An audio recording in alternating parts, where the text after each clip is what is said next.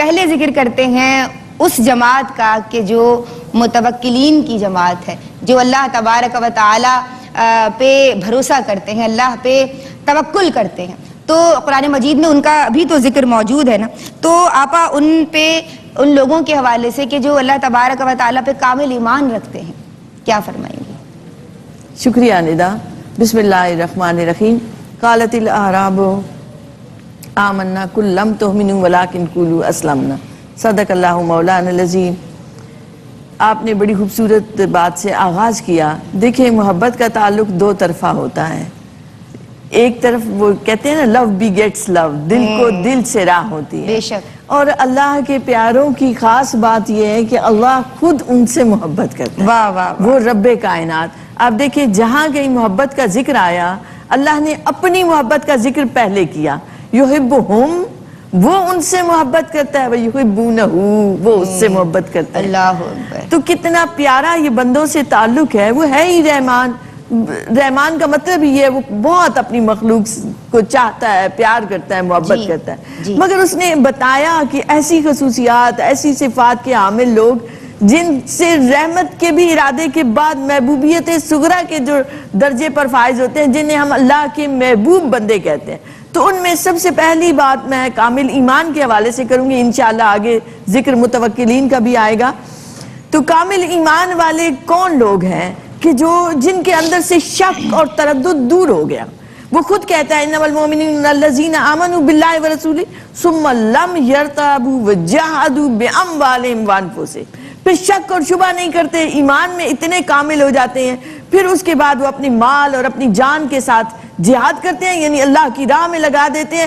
کیونکہ یہ وہ لوگ ہیں ان اللہ اشتری من المؤمنین انفسہم واموالہم. انہوں نے تو تجارت اپنے رب سے کر لی ہے، جان مال اللہ کو دے دیا ہے، اللہ نے خرید لیا ہے. اب اپنا کچھ رہا نہیں تو وہ بے نیاز ہو گئے.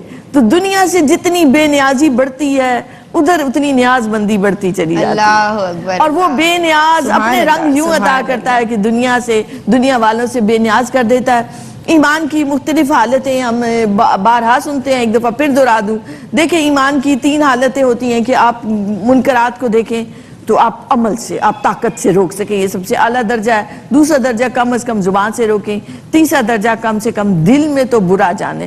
اس سے بھی ہم نیچے ادنا صورتحال میں چلے گئے کہ ایسے گھگو لوگ ہیں، میں انہیں کہوں گی، جنہیں کوئی نظریہ، کوئی پتہ ہی نہیں ہے کہ اے مسلمان گھرانے میں پیدا ضرور ہو گئے ہیں مگر احساس ہی نہیں ہے کہ کتنی بڑی دولت اسلام کی ہمیں عطا ہو گئی ہے. اور اس سے بھی نیچے وہ لوگ ہیں جو انتہائی خود غرض، جنہوں نے دنیا کو اپنا مقصود بنایا ہوا ہے اور اس کی وجہ سے اہل ایمان کو، اسلام کو، اس نظام کو نقصان پہنچا رہے ہیں. تو یہ 5 مختلف صورتیں ہیں.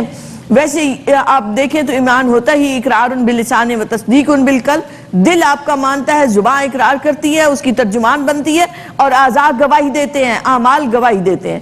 گویا پہلی بات کہ وہ جو اللہ نے بتائی ہیں چیزیں ان پر چلنا، اس کے بعد اپنے افعال کو درست کرنا، اس کے بعد اپنی صفات پر اس وحدہ لا شریک کا رنگ چڑھانا. صبغۃ اللہ، اللہ کے رنگ سے بہتر کوئی رنگ نہیں ہو سکتا. تو یہاں سے وہ صورتحال آتی ہے کہ اللہ پھر محبت کی خاص نگاہ سے دیکھتا ہے. اللہ کی پسندیدہ لوگوں میں اس فہرست میں آپ شامل ہو جاتے ہیں. اقوال سے گزرے، افعال سے گزرے، اب صفات پر رنگ آ گیا.